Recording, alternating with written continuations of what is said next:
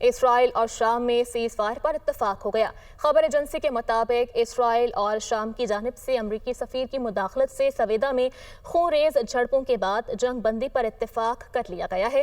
6 روز سے جاری جھڑپوں میں بچوں، خواتین اور طبی عملے سمیت 321 افراد جاں بحق ہوئے۔